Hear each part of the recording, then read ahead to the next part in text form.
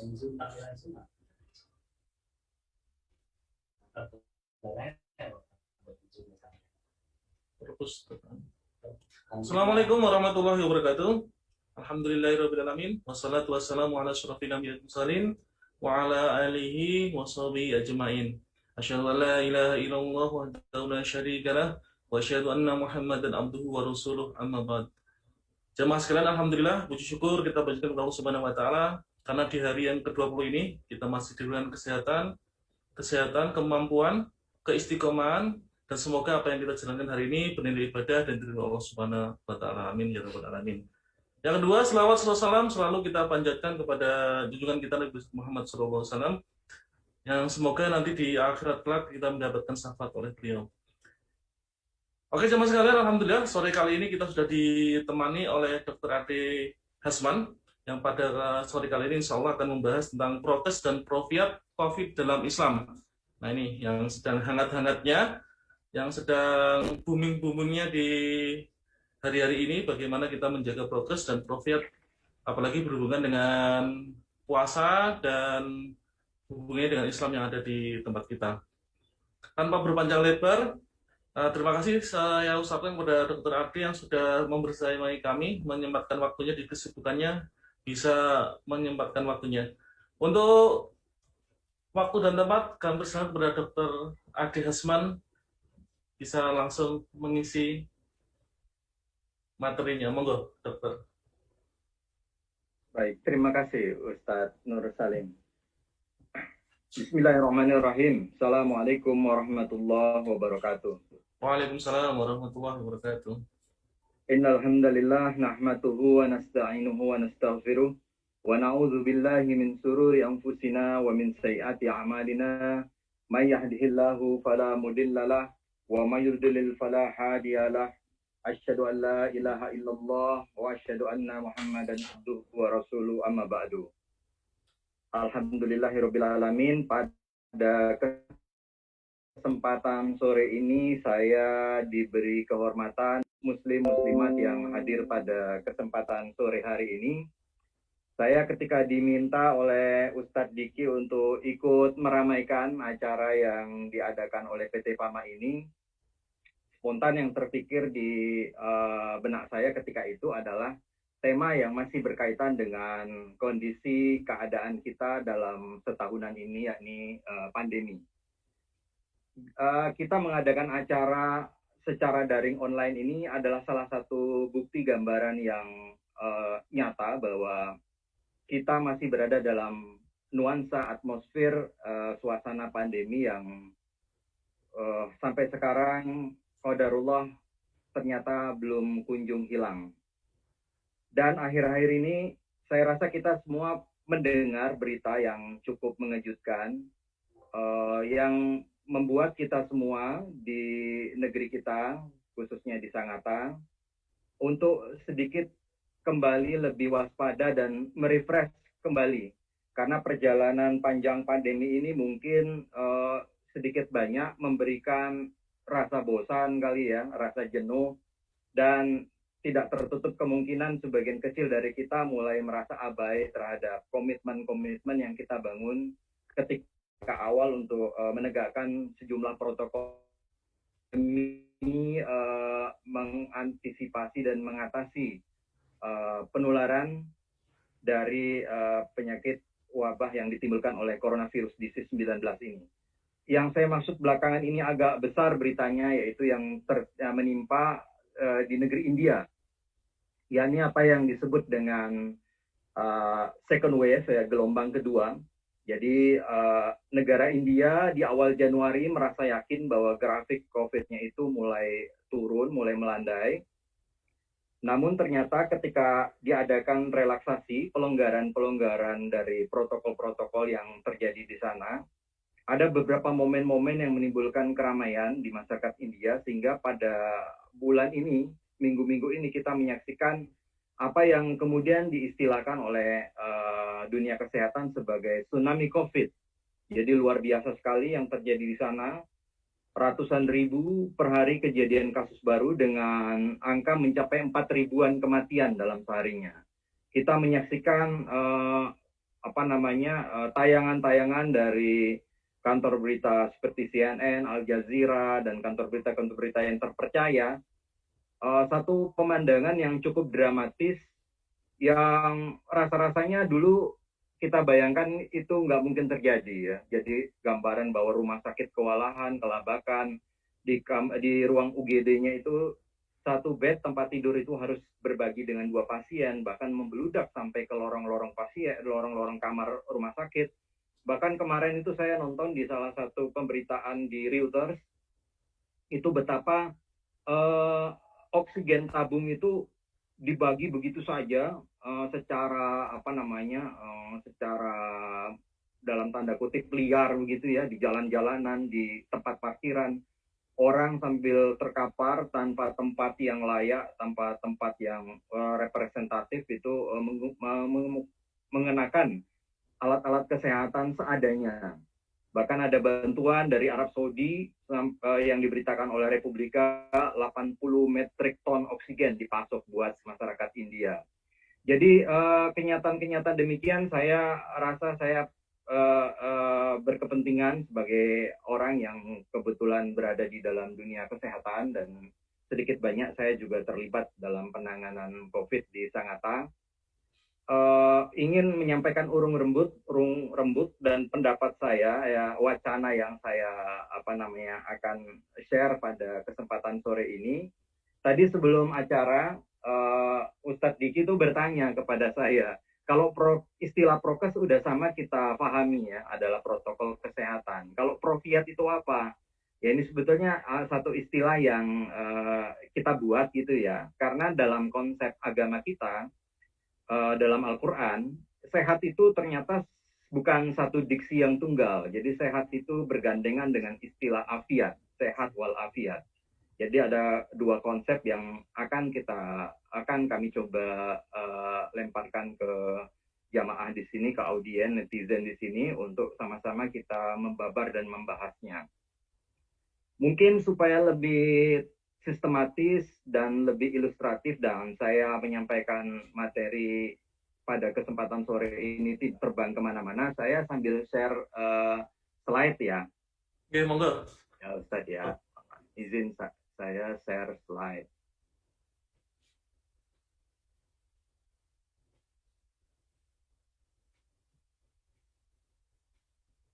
Ya,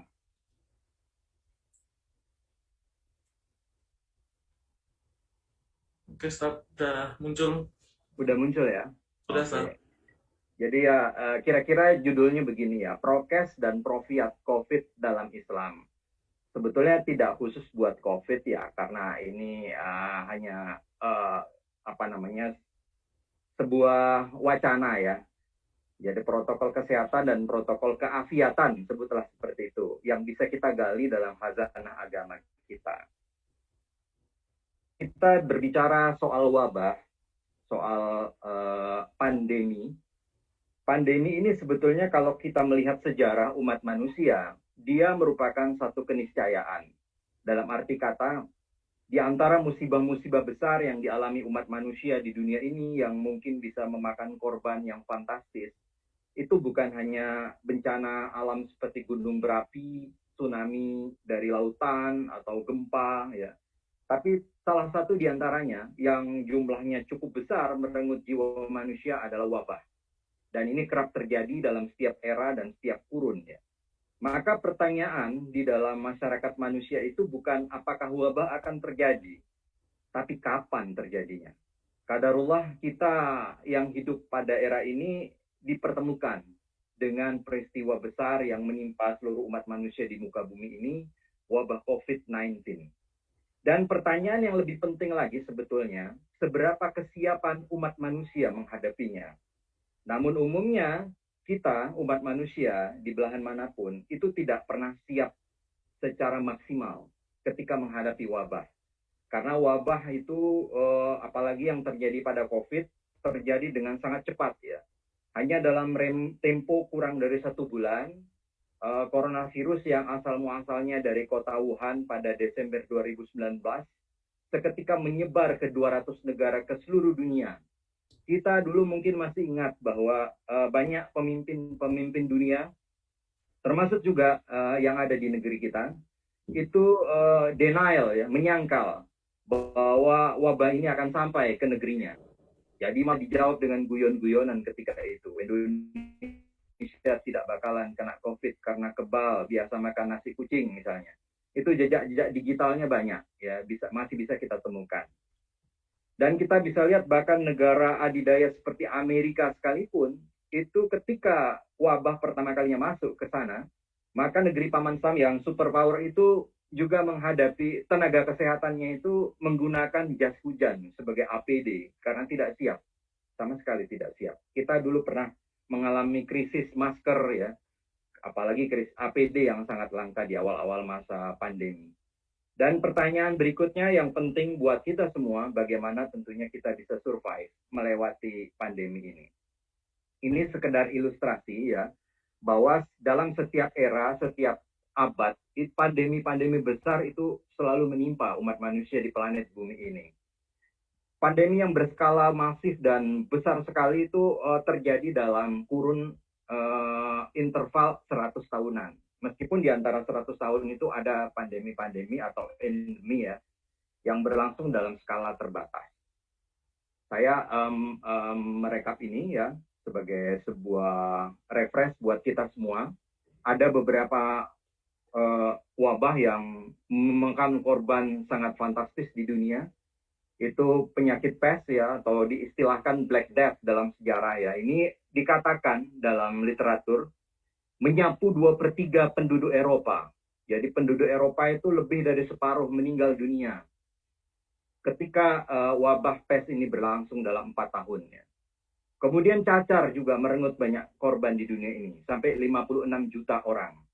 Kalau cacar sekarang merupakan penyakit yang dalam tanda kutip tidak mematikan, itu sebenarnya adalah bukti dari salah satu kisah sukses vaksinasi. Jadi cacar dan polio itu adalah kisah sukses dari penanganan vaksinasi ya. Cacar sekarang tidak sampai menimbulkan wabah dan tidak mematikan. Umumnya tidak mematikan ya. Nah ini juga yang peristiwa 100 tahun yang lalu, flu Spanyol, juga memakan korban yang lebih besar dari Perang Dunia Pertama ya, sampai 50 juta orang. Dan terakhir yang masih berjalan sampai sekarang dan kita semua tidak bisa memastikan kapan ini akan berakhirnya, sudah merenggut, ini angkanya belum update ya, di atas 2,8 juta. Nanti di belakang ada saya update angkanya. Ya, cukup banyak. Dan COVID ini kenapa dianggap berbahaya, lebih berbahaya daripada SARS dan MERS? Padahal kita tahu bahwa virus yang ditimbulkan oleh SARS dan MERS ini jenis virus corona juga ya, itu lebih ganas kalau orang terkena SARS dan MERS ya. Karena bila orang terkena sepupunya coronavirus disease MERS atau SARS, orang tersebut langsung tidak berdaya, langsung terlockdown secara spontan di tempat tidur. Berbeda dengan COVID, yang manifestasi kliniknya sangat beragam, ya 80% itu menimbulkan gejala ringan dan sedang, sehingga ada dulu istilah terminologi OTG, orang tanpa gejala. Orang yang tanpa gejala ini kemudian bisa beraktivitas, bisa kemana-mana, dan menularkan kepada yang lain. Sehingga virulensi penularannya, transmisi penularannya sangat tinggi. Dan itulah yang menyebabkan coronavirus disease ini harus menjadi perhatian kita bersama dan komitmen kita bersama dalam penanganannya. Ini kasus update yang sempat saya kutip dari Wikipedia dari 7 jam yang lalu ya. Untuk Indonesia, kasusnya sudah menembus angka di atas 1 juta dengan kematian 45.520 sekian ya. Ya, dan angka ini akan terus meningkat ya tentunya ya selama wabah belum teratasi. Untuk India, bayangkan itu 360.927 kasus per harinya dengan kematian 3.645 kematian dalam seharinya. Ini membuat dunia kesehatan menjadi babak belur, tak berdaya ya. Ini data hingga 28 April 2021 ya. Nah, saya karena berhubung dengan Ramadan ya, kita mengambil setting sudut pandang sejarah Islam. Dalam masa kekhalifahan Islam, itu juga terjadi wabah-wabah dalam skala besar yang merenggut banyak korban jiwa ya. Jadi bukan berarti ketika itu berada dalam pemerintahan kekhalifahan, pemerintahan Islam dalam masa keemasan, wabah juga tidak terjadi, tapi terjadi. Ya, wabah besar pertama itu terjadi ketika masa kekhalifahan kedua Sayyidina Umar bin Khattab radhiyallahu anhu. Ya, ini wabah pes tadi ya, yang menyapu 2/3 masyarakat Eropa. Jadi wabah ini dibawa oleh tentara Romawi. Terjadi ketika itu di negeri Syam. Syam itu kalau sekarang adalah kawasan sekitar Syria, Palestina, dan Yordania. Catatannya itu ada 25.000 kaum muslimin, prajurit dan keluarganya meninggal dunia. Di antaranya ada 4 sahabat Nabi yang utama, Abu Ubaidah bin Jarrah. Bapak-bapak, ibu-ibu yang hadir pada kesempatan sore ini yang dirahmati Allah, kalau kita pernah membaca dalam sejarah kisah sahabat Nabi, Abu Ubaidah bin Jarrah ini diistilahkan dengan sahabat yang kuat dan terpercaya, kuat secara fisik ya. Jadi ada satu kisah, Abu Ubaidah bin Jarrah ini giginya ompong. Jadi ada satu kisah dalam satu perang, kalau tidak salah itu perang Uhud ya. Rasulullah Shallallahu Alaihi Wasallam itu terlempar, tertancap oleh senjata musuh ya, dilempar oleh pasukan musuh sehingga menempel semacam peluru ya yang ada bulatan tapi terbuat dari besi dengan tajam ya, dengan keliling yang tajam seperti corona lah ya bolehnya, nancap ke tubuh Nabi. Nah, peluru itu dicabut oleh Abu Ubaidah bin Jarrah dengan mulutnya sehingga giginya rompal. Jadi Abu Ubaidah ini orang yang sangat dekat dengan Rasulullah, orang yang diistilahkan dengan sahabat yang kuat dan terpercaya. Ketika itu Abu Ubaidah bin Jarrah menjadi gubernur di negeri Syam. Ketika terjadi wabah, ada peristiwa di mana Umar bin Khattab, khalifah, akan berkunjung ke negeri Syam. Kemudian Umar ternyata tahu bahwa di negeri Syam itu terjadi wabah amwas ya. Maka Umar mengurungkan niatnya untuk berangkat ke sana. Ada dialog yang terkenal antara Abu Ubaidah dengan Umar bin Khattab yang sering dikutip oleh kita sekarang dan di-share mungkin di WhatsApp ya, dialog ini, dan kalimat quotes-nya Umar bin Khattab ini sangat terkenal sekali. Ketika itu Abu Ubaidah mempertanyakan, Umar bin Khattab ini kita tidak ragukan keberaniannya. Dia adalah sahabat yang menaklukkan Persia dan Mesir ya. Dianggap singa padang pasir lah ketika itu. Jadi kalau urusan takut menakut ya bukan tempatnya kepada Umar bin Khattab. Abu Ubaidah mempertanyakan, wahai khalifah, wahai Amirul Mukminin, kenapa engkau takut dari takdir Allah? Karena dia mengurungkan niatnya datang ke negeri Syam. Dan inilah jawaban Umar yang sangat terkenal sekali, yang kita mungkin semua pernah mendengar dan menerima broadcast-nya ya. Umar mengatakan, kita lari dari takdir Allah yang satu menuju ke takdir Allah yang lain. Sikap Umar seperti ini sebetulnya meneladani dari apa yang dikatakan oleh Rasulullah Shallallahu Alaihi Wasallam tentang tidak diperbolehkannya kita memasuki satu kawasan yang dimana kawasan itu ada zona merahnya, terjadi wabah, dan tidak diperkenankannya orang yang berada di kawasan zona merah, orang yang berada di wabah untuk keluar dari kawasan itu. Jadi konsep isolasi dan karantina, nanti saya sampaikan di belakang, itu pernah disampaikan oleh Rasulullah Shallallahu Alaihi Wasallam ya. Sehingga Abu Ubaidah dan para sahabat di sana tetap bertahan, apalagi mereka juga punya tanggung jawab fardu kifayah. Dan mereka menyaksikan dengan mata kepala mereka satu persatu rakyat Syam jatuh berguguran sampai akhirnya mereka sendiri syahid di sana ya.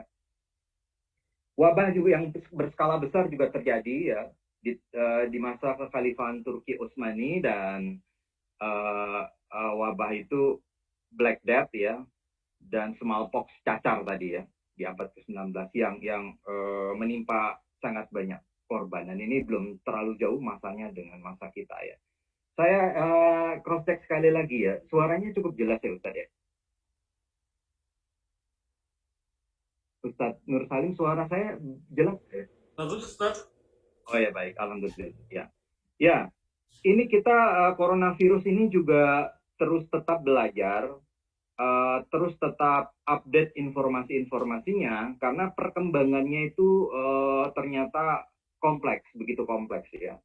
Dulu sampai ada seorang dokter mengistilahkan bahwa coronavirus disease ini adalah penyakit 1000 wajah. Bukan berarti dia punya tampilan seribu tampilan ya, bukan. Ini hanya sebuah metafor yang menggambarkan bahwa dulu kita menganggap di awal-awal bahwa coronavirus disease ini adalah penyakit yang menyerang sistem saluran pernafasan saja. Tapi ternyata coronavirus disease ini juga bisa menyerang jantung, bisa menyerang saluran pencernaan, bisa menyerang otak, bisa menyerang sistem penggumpalan darah, bisa menyerang ginjal, dan beberapa manifestasinya bahkan terlihat pada kelainan kulit dan kelainan pada mata. Jadi kita bagaimanapun ini akan terus belajar dan mengupdate tentang perkembangan coronavirus disease. Apalagi terakhir kali ini kita mendengar ada mutasi. Mutasi yang terjadi di India sungguh menyeramkan informasinya. Dengan tingkat penularan yang lebih tinggi daripada coronavirus disease sebelumnya dan kemampuan untuk menghindari dari antibodi. Nah, boleh dikatakan bahwa hingga saat ini kita masih berperang dengan virus corona secara tidak berimbang, perang asimetris. Kenapa kami katakan tidak berimbang? Karena virus corona ini ya tidak terlihat oleh mata kepala. Boleh dibilang mungkin dia masuk dalam wahana gaib ya, hanya bisa disaksikan dengan mikroskop elektron. Bahkan tidak sedikit orang sampai sekarang mengatakan bahwa coronavirus disease ini adalah sebuah hoax ya. Satu informasi yang dilebih-lebihkan oleh mereka di dunia kesehatan demi kepentingan tertentu, kepentingan bisnis, kepentingan keuntungan, dan sebagainya ya. Dan corona ini ada di mana-mana dan jumlahnya terlalu banyak. Dia bisa tampil tersamar dalam wujud karier orang yang karir atau dulu istilahnya OTG tadi ya, orang tanpa gejala. Kemudian kita umat manusia itu belum punya peluru farmakologis, belum punya senjata yang bisa membasmi, yang membunuh secara total virus corona ini. Sementara berita gembira yang kita dengar pada bulan ini dengan kehadiran vaksin, suplai dan ketersediaannya masih sangat terbatas. Di Indonesia itu masih sekitar 45% populasi yang mendapat layanan vaksin. Karena ketersediaan suplai, ya bukan karena saya rasa bukan karena tidak diberikan, tapi memang persediaannya sangat terbatas. Jadi dibikin skala prioritas. Gelombang pertama adalah tenaga nakes. Gelombang yang sekarang kita akan coba cover dan berikan adalah mereka-mereka yang manula, usia lanjut, dan mereka-mereka yang terjun dalam pelayanan publik. Kemudian seperti yang saya sampaikan tadi, ada peristiwa mutasi virus ya, varian virus baru yang diinformasikan ke kita, yaitu yang terjadi di Inggris dan di Afrika Selatan, dan kemudian yang terjadi di India ya. Ada fenomena yang disebut second wave, gelombang kedua. Setelah gelombang pertama mulai terlihat agak landai, ternyata muncul gelombang baru lagi yang lebih mengejutkan dan menggemparkan. Ini adalah ilustrasi ya, gambaran bagaimana wujud ukuran coronavirus disease itu. Ini gambar yang paling ujung ini, yang seperti tanduk ini adalah rambut kita ya, kalau diperbesar sampai ratusan ribu kali ya. Sementara ini adalah sebutir pasir, ini sebutir garam ya. Ini sel-sel darah manusia, ini debu ya. Ini debu, maaf. Nah, ini sel darah merah. Virus coronavirus ini nomor 3, paling kecil dari rentetan ilustrasi gambar ini. Jadi bisa dibayangkan bagaimana kita melawan makhluk yang sangat kecil dan halus seperti itu ya. Sebagai sebuah refleksi sebelum masuk ke materi, saya masih pendahuluan ini ya. Jadi kalau kita merenungi perjalanan selama setahun lebih pandemi yang kita hadapi ini, upaya-upaya yang objektif dengan pendekatan saintifik yang ilmiah dan canggih ya, dari dunia kedokteran itu ternyata juga masih belum tuntas dan mampu mengatasi pandemi novel coronavirus secara paripurna, secara tuntas. Kita masih berada dalam atmosfer dan ancaman ya virus corona ini. Mungkin suatu saat nanti kita akan berdamai dengan novel coronavirus. Sebagaimana kita sekarang ini berdamai dengan HIV/AIDS ya, virus HIV, kita berdamai dengan virus hepatitis B, tapi kita tidak mungkin bisa berdamai dengan suasana pandemi. Karena pandemi itu mengusik kehidupan sosial kita, mengganggu irama kehidupan kita sehari-hari. Jadi apa ini yang mungkin bisa kita lakukan dalam menghadapi suasana seperti ini? Tentunya dengan tadi saya memberikan penjelasan bahwa belum ada obat definitif ya untuk mengobati penyakit COVID-19. Kalau seseorang kemudian dirawat di pelayanan kesehatan, di rumah sakit, di puskesmas ya, itu mereka mendapatkan terapi yang sifatnya suportif ya, untuk mensupport pernafasannya, kebutuhan cairannya, kebutuhan kalori gizinya, atau penanganan infeksi sekunder bila ada ketumpangan infeksi lain ya ketika terkena penyakit COVID ya. Tapi ini bukan berarti tidak penting, ini sangat penting. Dan ini pada beberapa titik kalau tidak mendapat kesempatan ini, kemungkinan untuk menjadi gawat dan mengancam jiwa itu sangat mungkin terjadi ya. Selama ini, seluruh penyakit infeksi virus, bukan hanya coronavirus saja, itu dihadapi oleh sistem kekebalan tubuh kita, sistem imunitas tubuh kita. Dan vaksin adalah salah satu metode yang dilakukan oleh umat manusia, oleh ilmuwan-ilmuwan di dunia medis, untuk merekayasa, menstimulasi bagaimana antibodi, sistem imunitas di dalam tubuh kita itu bisa terbentuk. Antibodi yang sifatnya spesifik, yang sifatnya khas ya. Kalau meningitis ya imunisasinya imunisasi untuk vaksin meningitis. Kalau misalnya influenza, imunisasi influenza. Nah, itu sifatnya khas ya, unik, spesifik ya, sesuai dengan jenis virusnya. Kita misalnya selama ini mendengar kalau kita ingin ke Tanah Suci itu diwajibkan untuk menjalani vaksin meningitis ya. Siapa yang tidak ada sertifikat vaksin meningitis nanti bisa bermasalah di kantor imigrasi di Jeddah sana. Bahkan tidak tertutup kemungkinan bisa dikembalikan ke tanah air ya.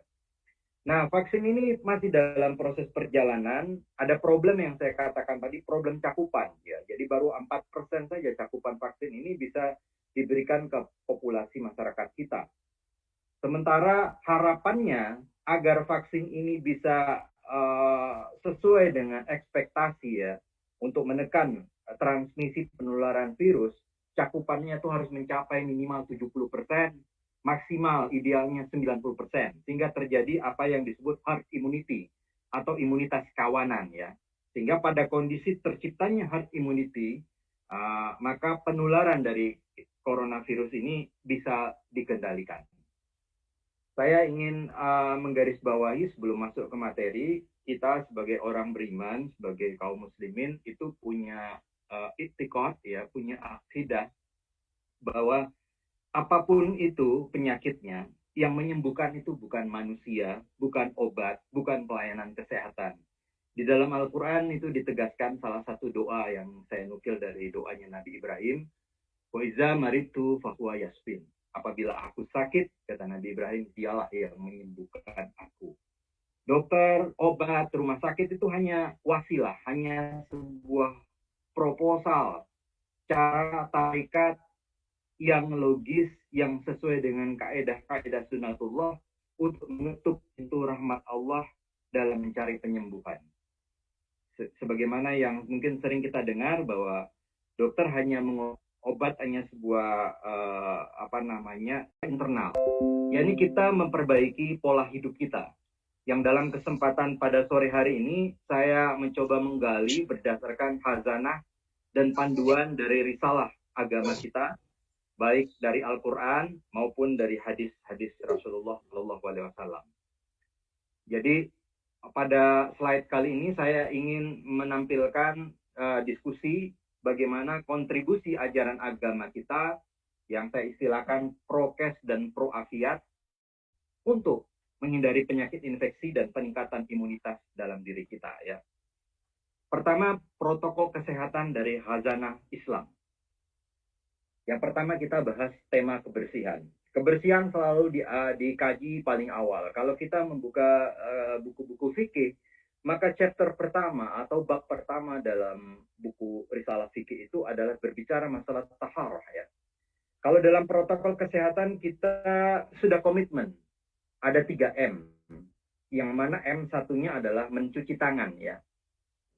Di dalam agama kita ya, kebersihan itu diistilahkan dengan idiom an-nazafatu minal iman. Kebersihan adalah bagian dari keimanan. Jadi bukan hanya sekedar kebersihan pangkal kesehatan. Bagi orang beriman, kebersihan itu adalah bagian dari komitmen keimanannya. Sehingga apabila orang mendeklar dirinya, ya, mendaftarkan dirinya sebagai orang beriman, maka kehidupannya itu harus bersih. Bersih pribadinya, bersih pakaiannya, bersih lingkungannya, bersih lahir dan batinnya. Ada satu hadis Nabi yang saya sangat terkesan dan sangat takjub ya.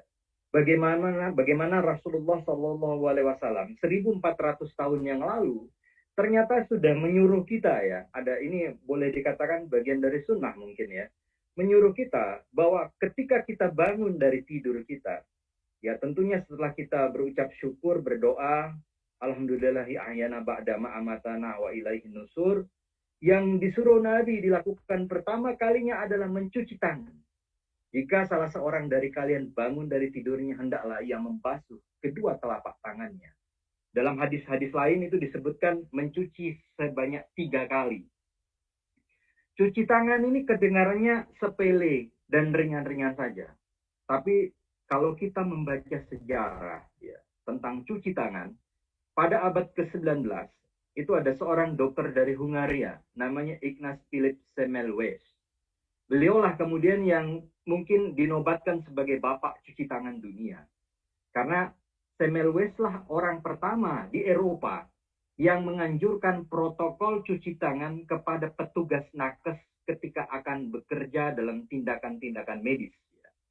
Ketika itu Semmelweis menyaksikan betapa banyak bayi-bayi yang dilahirkan pada abad ke-19 ya, menderita sakit bahkan meninggal dunia. Kemudian Semmelweis mencoba mencari tahu apa penyebabnya. Ternyata dia menemukan bahwa kemungkinan terbesar penyakit infeksi yang dialami bayi-bayi yang dilahirkan oleh ibu-ibu yang dibantu tenaga medis ya, baik bidan ataupun dokter saat itu, dikarenakan tangan dokter dan bidan ketika itu tidak higienis, tidak bersih, tidak asepsis ya. Ini ada satu ilustrasi lukisan yang berjudul Gross Clinic ya di abad ke-19. Coba kita lihat ini sama-sama. Meskipun para dokter ini berpakaian seperti rapi menghadiri acara pesta atau konser ya, konser musik ya dengan baju jas seperti ini. Tapi tangan mereka itu tangan telanjang begitu saja ya, tidak pakai handscoon, tidak pakai sapu tangan medis ya, apalagi cuci tangan. Mereka mengoperasi pasien dengan tangan telanjang. Jadi dia dicaci maki oleh seluruh dunia tenaga nakes ketika itu karena dianggap mendiskreditkan dan mempersalahkan nakes ketika itu. Sehingga dikisahkan Semmelweis ini depresi berat. Akhirnya dia masuk dalam rumah sakit jiwa. Dan apa yang terjadi di rumah sakit jiwa? Ternyata Semmelweis juga masih dibully sampai dia akhirnya meninggal secara tragis dengan ditemukan dengan kekerasan secara fisik ya pada wajahnya. Jadi Semmelweis yang bahkan ketika itu menulis kitab cuci tangan itu berakhir tragis. Jadi kisah di balik peristiwa anjuran cuci tangan ini dilalui dengan proses peristiwa yang tragis dan berdarah-darah. Kalau kemudian pada 15 Oktober 2008 WHO mencanangkan bahwa hari itu adalah hari cuci tangan sedunia lewat 6 step cuci tangan ala WHO, ingatlah bahwa proses peristiwa cuci tangan itu dilalui dengan tidak sederhana, dilalui dengan pengorbanan yang besar yang dialami oleh Ignaz Philipp Semmelweis. Pada 1400 tahun yang lalu, Rasulullah Muhammad SAW itu sudah mengajari kita semua untuk ketika kita bangun dari tidur kita, yang pertama harus kita lakukan adalah cuci tangan. Ketika kita akan berwudu, maka protap pertama dari wudu adalah cuci tangan. Ya, kalau kita mengikuti tata laksananya secara tertib ya, secara teratur, maka tertib yang pertama adalah cuci tangan. Cuci tangan ini prinsip sekali dalam kesehatan. 70% penyakit infeksi, apakah itu disebabkan oleh virus, bakteri, jamur, atau cacing, parasit ya, itu disebabkan oleh kontaminasi lewat kontak tangan. Jadi tidak ada itu ceritanya virus, bakteri itu terbang punya sayap dari orang ke orang lain. Itu pasti ditularkan lewat kontaminasi tangan. Ya, apakah itu tangan sendiri atau tangan orang lain. Maka dari itu sekarang kita dianjurkan bersalaman ala namaste ya, bukan berjabat tangan di masa pandemi ini. Nah, kalau dunia medis itu sudah menjadi protokol wajib sebelum tindakan-tindakan yang sifatnya invasif ya, menyuntik kah, membantu persalinan kah, apalagi mengoperasi, itu wajib hukumnya untuk mencuci tangan. Jadi cuci tangan cukup 40-60 detik dengan air sabun merek apapun silahkan ya. Dengan air mengalir, lakukan dengan 6 step WHO ini. Ya, tentunya di sini bapak-bapak, ibu-ibu sudah sama sering mendengar dan melihat ya, bahkan mempraktikkannya 6 langkah cuci tangan yang ini sangat prinsip, sangat penting. Salah satu bagian protokol 3M yang dicanangkan oleh pemerintah ya, itu sudah diajarkan dalam khazanah agama kita 1400 tahun yang lalu. Cuci tangan tidak perlu harus pakai hand sanitizer, kecuali kalau air tidak ada ya. Dan jangan sering-sering pakai hand sanitizer karena tubuh kita itu boleh dibilang bonbin, kebun binatang dalam tanda kutip ya. Sangat banyak makhluk hidup ya, flora-flora, mikrobioma istilahnya, yang hidup di seluruh permukaan kulit kita dan saluran pencernaan. Nanti saya sampaikan ilustrasinya ya. Nah, di wudhu, selain cuci tangan, itu ada adegan yang istimewa, yang relevan dengan era pandemi COVID ini. Yaitu apa yang disebut dengan istinsyak. Ya, mungkin kita jarang melakukannya ya. Ini salah satu sunnah wudhu juga sebetulnya. Salah satu tertib wudhu juga. Yaitu ketika air kita masukkan ke dalam lubang hidung kita hirup, kemudian kita keluarkan kembali. Adegan ini, atraksi ini, adalah atraksi yang sangat langka sebetulnya. Di dunia sehari-hari, yang melakukan seperti ini, itu hanyalah seorang dokter THT, telinga hidung tenggorokan. Ketika melakukan pembersihan area nasofaring, nasofaring ini adalah area anatomi yang tersembunyi ya di dalam hidung kita yang tidak akan mungkin termanipulasi kecuali kita melakukan istinsyak ya. Ketika melakukan irigasi nasofaring di ruang praktek atau di kamar operasi. Jadi selain dokter THT hanya dilakukan boleh dikatakan dengan istinsyak. Ya di luar negeri sekarang sudah ada kegiatan-kegiatan yang orang punya kesadaran kesehatan tinggi dengan alat yang namanya potinasal binet ya. Jadi air garam steril itu dimasukkan ke teko ya. Tekonya alat medis bukan teko biasa ya. Kemudian dituangkan ke lubang hidung ya. Lubang hidung yang satu, nanti airnya itu akan keluar dari lubang hidung satunya. Ini sangat baik untuk pembersihan rongga hidung sampai nasofaring, daerah yang tersembunyi. Di mana lagi bisa dicari ajaran di dunia ini yang umatnya itu disuruh minimal 5 kali sehari, untuk membersihkan 5 panca inderanya, 7 anggota tubuhnya yang terpapar dunia luar, maaf. Minimal 5 kali sehari. Sehingga dalam satu kisah ketika Nabi Muhammad SAW Isra Mi'raj dikatakan diriwayatkan bahwa Nabi mendengar terompahnya Bilal bin Rabah di surga.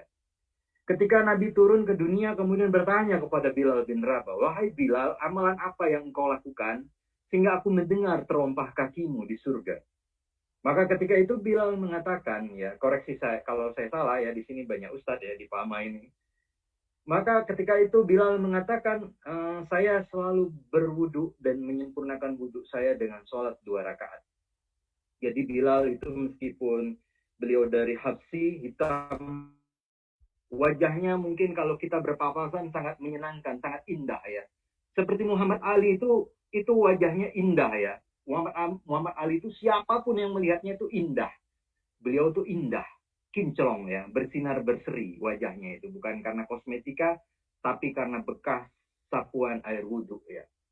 Nah, pada kulit manusia, ini saya tampilkan ilustrasi ya. Itu beginilah yang terjadi di tubuh kita ya. Ada 180 miliar ya, mikroorganisme yang ada di dalam permukaan kulit kita. Ini bukan angka yang hiperbola ya. Ini angka yang saya kutip dari textbook kedokteran ya. Di dalam karang gigi manusia saja ya, kalau giginya berkarang, itu ada 1 triliun mikrobioma kalau kita bisa melihat.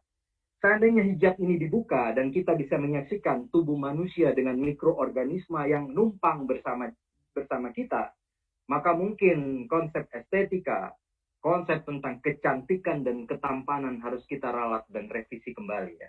Ternyata tubuh kita itu hidup bersama dengan makhluk-makhluk lainnya. Ada cerita ketika seorang astronot bernama Chris ya. Chris apa saya lupa, itu saya pernah tulis di Facebook dulu ya, di status Facebook ya. Dia mau pergi ke ISS ya, 600 kilometer dari orbit di planet bumi. Jadi di luar angkasa itu ada rumah yang termahal yang pernah dibuat umat manusia, namanya ISS ya. Di situ para astronot berbulan-bulan bisa tinggal untuk melakukan eksperimen, penelitian, observasi dan sebagainya ya. Jadi dia ketika mau naik ke atas itu dia berpikiran, saya ini mau cuci badan saya dengan alkohol, mau mendisinfektan, sehingga mikroorganisme yang lengket di tubuh saya ini bisa tidak saya bawa ke luar angkasa. Tapi kemudian mungkin dia tersadar membaca referensi mungkin ya, dia mengurungkan niatnya dan dia mengatakan, ini mikroorganisme yang ada di diri saya ini kan sudah sejak lahir ada, hidup bersama saya, ikut bersama kemanapun saya pergi. Mereka bukan penumpang gelap, tapi ya awak bersama awak yang akan berangkat ke luar angkasa.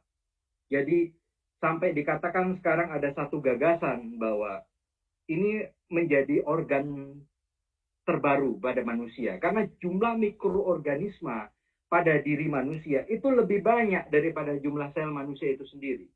Jumlah sel manusia yang menyusun diri kita itu ada 50 triliun, tapi mikrobiom yang hidup di permukaan kulit dan saluran pencernaan kita itu dikatakan bisa sampai 3-5 kali lebih banyak dari jumlah sel-sel di tubuh kita sendiri. Dan itu mempengaruhi keadaan mood, perasaan kita, kesehatan, bahkan kesehatan fisik kita itu sangat dipengaruhi oleh mereka ya. Jadi kalau kemudian sekarang ada cerita sebagian keluarga mereka mengganggu kita, itu pasti ada yang salah dalam sunatullah, dalam kita bergaul dengan ekosistem ya. Sunatullah ekosistem di alam ini ya. Ya, tema-tema kebersihan dalam ajaran kita itu sangat komplit. Pokoknya Islam itu ajaran yang paling cerewet kalau udah bicara soal kesehatannya, kebersihannya.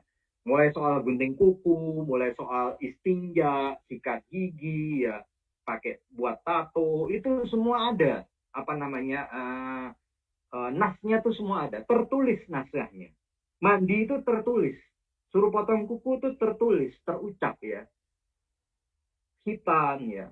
Kita bisa ingat waktu awal-awal periode COVID ya, di Eropa khususnya, ini sengaja saya tampilkan gambarnya sebagai sebuah bukti jejak digital ya, betapa orang Eropa itu gelagapan ya, karena khawatir tisu untuk toilet itu habis, jadi mereka memborong tisu toiletnya.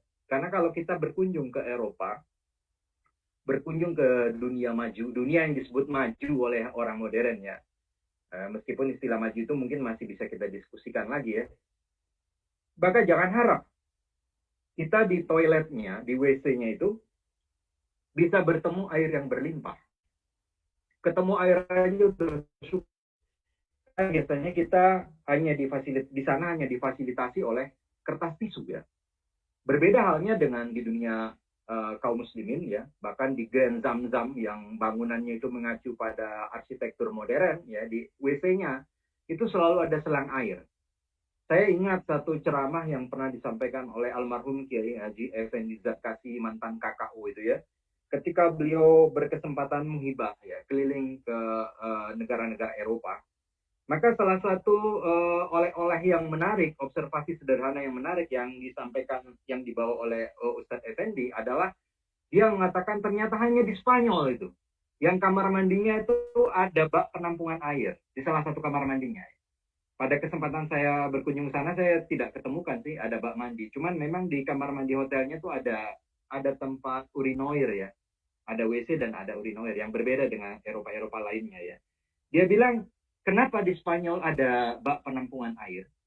Karena dahulu, selama 600 tahun kurang lebih, Spanyol pernah dihuni oleh kaum muslimin. Dan orang Islam sangat berkepentingan untuk bersuci, untuk tahara, untuk berwudu, untuk mandi. Ada mandi yang sifatnya wajib ya bagi kaum muslimin. Maka kamar mandinya itu ada bak penampungan air ya. Ya mungkin sedikit tips buat Bapak Ibu yang nanti dalam rencana jangka panjang nanti setelah wabah mana tahu ada kesempatan berkunjung ke luar negeri, sediakan botol aqua. Tips saja nih, botol aqua kosong kecil ya untuk siap-siap bawa air ke toilet karena kita biasanya tidak menemukan air yang berlimpah di toilet tersebut ya. Oke, kita lanjut ya. Innallaha yuhibbut tawwabina wa yuhibbunal mutatahhirin. Sesungguhnya Allah senang kepada orang yang bertaubat dan senang kepada orang yang membersihkan diri. Jadi taubat itu menghasilkan kesehatan jiwa, kebersihan mutahhar itu kebersihan lahiriah itu menghasilkan kesehatan fisik jasmani. Anazofatu minal iman.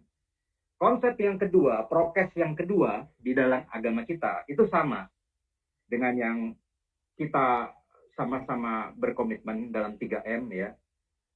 M yang berikutnya kan mengenakan masker dan menjaga jarak ya. Ada istilah isolasi di sana. Ada substansi isolasi di sana ya. Ya. Jadi ini kalau kita mencari dalil ya yang berkaitan dengan wabah, satu-satunya dalil yang pernah diucapkan Nabi itu hanya hadis ini. Saya coba nyari keterangan lain tentang wabah tidak ketemu. Kalau ada boleh di-share ke saya ya. Satu-satunya tentang dalil yang Nabi pernah sampaikan itu hanya hadis yang diriwayatkan Bukhari dan Muslim ini. Yang isinya saya baca ujungnya saja. Janganlah kamu masuk ke negeri wabah. Apabila wabah itu berjangkit di negeri tempat kamu berada, jangan kamu lari daripadanya.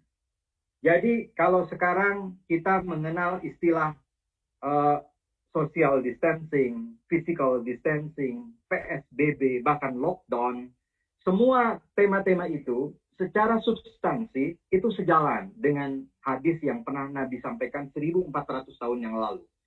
Jadi itu cocok, sesuai ya dengan kaedah penata laksanaan utama wabah. Saya dulu menghayalkannya seperti negeri Taiwan yang sukses menangani kok. Karena coronavirus disease ini ternyata kisah suksesnya berbeda-beda di setiap dunia ya. Kalau dulu memang betul-betul kita serius lockdown betul-betul ya, ketika masa awal kita nggak denial, nggak bersikap denial dan nggak terjadi pro kontra ya. Mungkin kita agak lebih asumsi saya, kita agak lebih bisa mengatasi ya transmisi dari pandemi ini. Tidak seperti yang terjadi pada saat ini ya. Ratusan tenaga nakes telah gugur ya selama masa pandemi. Sebagian dari antara orang-orang yang gugur di masa pandemi ini mungkin kita kenal. Mungkin itu keluarga kita, mungkin teman, sahabat, handai tolan kita, mungkin ustadz dan guru-guru kita, mungkin pemimpin kita. Ya, kita berdoa kepada Allah di bulan yang baik ini, bulan Ramadan, semoga mereka-mereka yang gugur itu kembali dalam keadaan husnul khatimah dan Allah syahidkan, Allah berikan mereka status syahid sebagaimana yang Nabi juga pernah sampaikan ya. Jadi Nabi juga mengajarkan tentang konsep isolasi, konsep karantina dan isolasi. Janganlah yang sakit dicampur dengan yang sehat ya. Apa bedanya karantina dan isolasi? Kalau isolasi itu orang yang sakit itu dipisahkan dengan orang yang sehat. Orang yang sudah terkonfirmasi positif itu kita sendirikan. Bahkan di rumah sakit pun dia sendiri sebetulnya, tidak satu bangsal. Ada bangsal khusus COVID namanya. Ada ICU COVID yang tidak disatukan dengan ICU yang biasa ya. Semuanya serba sendiri. Protokolnya sangat ketat masuk ke ruangan COVID itu. Nah, kalau karantina itu orang yang baru masuk ke zona merah atau orang yang punya riwayat kontak erat dengan penderita COVID, itu dulu pernah ada penata laksanaan di karantina, dipisahkan dengan komunitas yang belum tercemar ya. Nah, kita pernah lihat gambar ini ya.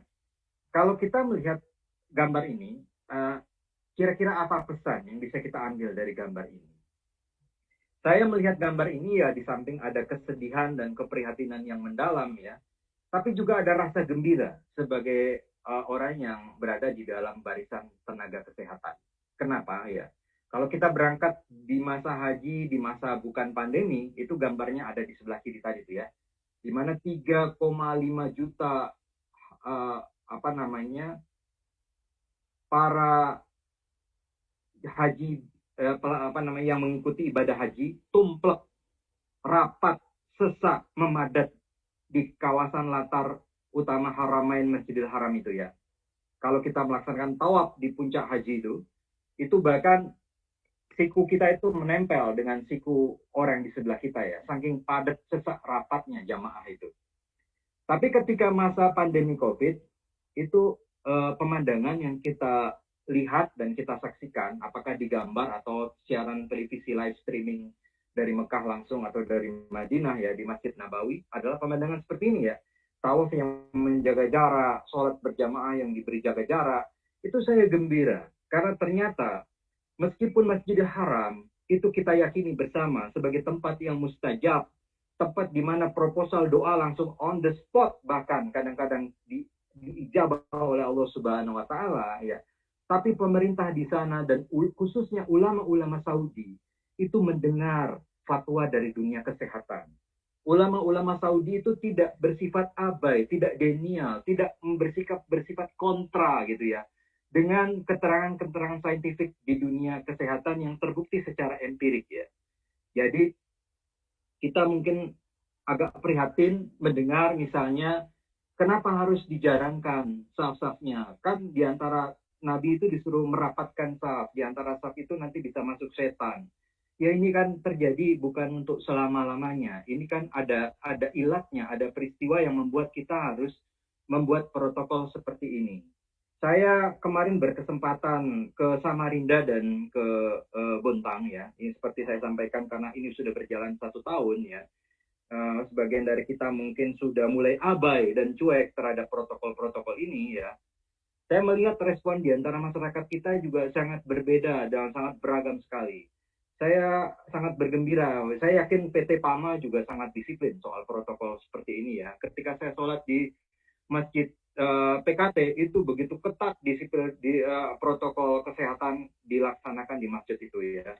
Jaraknya betul-betul dijaga dengan baik, ada screening suhu di situ, ada sedikit interview berasal dari mana, bahkan dipisahkan itu ya, kalau kita datang dari Sangatta, kita bilang dari Sangatta, ditaruh di sat perempuan kita. Sementara saya main ke Samarinda itu beragam. Ada yang sudah tidak seperti suasana pandemi, bahkan tidak pakai masker, jamaah rapat ya. Ini menjadi sebuah keprihatinan dan kerisauan kita tentunya ya. Ya mudah-mudahan ya, sebagaimana protokol yang terjadi di tanah haram ini, sehingga sampai sekarang alhamdulillah kita tidak mendengar istilah adanya apa istilahnya itu ya, yang berasal dari tanah suci ya. Karena ada satu istilah dari keluarga, dari kantor kerja ya, Klaster, klaster. Ya, klaster, ya, makasih. Klaster. Kita tidak mendengar istilah klaster tanah suci. Alhamdulillah. Bayangkan kalau muncul istilah klaster tanah suci. Bayangkan ya, itu bisa menjadi stigma yang buruk ya, stigma yang negatif. Bahkan dalam sejarahnya Ka'bah itu pernah ditutup. Ya, kemarin juga ditutup ya, terbatas saja ya. Karena wabah, beberapa kali ditutup ya. Jadi konsep-konsep tentang social distancing, physical distancing, PSBB, hingga lockdown yang paling ekstrim itu sejalan dengan pesan yang disampaikan oleh Rasulullah SAW. Dalilnya jelas, tegas ya. Kita bisa temukan dalam hadis Bukhari Muslim. Yang ketiga, prokes yang ketiga, itu tentang makanan. Ya. Anggap aja ini bagian dari prokes ya. Bahwa kita sebagai orang beriman, meskipun kita bisa makan apa saja, tapi agama kita menganjurkan kita hanya boleh diperkenankan mengkonsumsi makanan yang halal dan thayyib. Bukan halal saja, halal hanya sah secara fikih, dan yang diharamkan itu tidak terlalu banyak ya dalam agama kita dibandingkan yang dihalalkan. Tapi makanan itu juga harus thayyib, karena ada makanan-makanan yang dalam hukum fikihnya halal, tapi itu tidak thayyib. Apakah thayyib itu? Thayyib itu kalau kita terjemahkan secara bebas, ini saya mengutip referensi dari beberapa narasumber ya, dari para mufassirin ya, mereka-mereka yang punya otoritas menafsirkannya.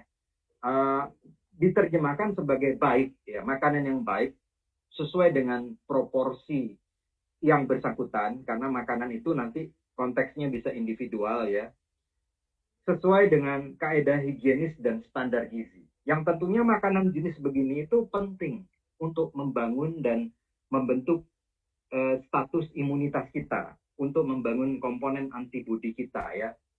Jadi Nabi mengatakan, ini saya sering sampaikan kalau dalam kesempatan-kesempatan Ramadan, orang beriman itu kamasalin nahal, seperti lebah ya.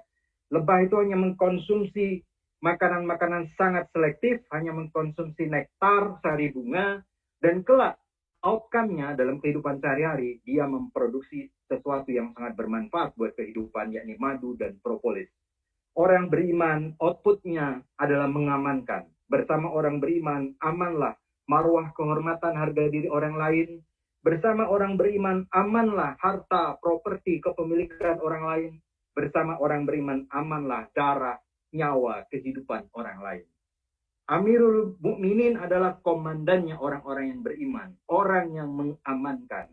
Aman sembakonya, aman biaya SPP-nya, aman lalu lintasnya, aman sekolahnya, aman tidak ada hutang piutang negaranya. Itulah yang layak disebut Amirul Mukminin, komandan orang-orang beriman.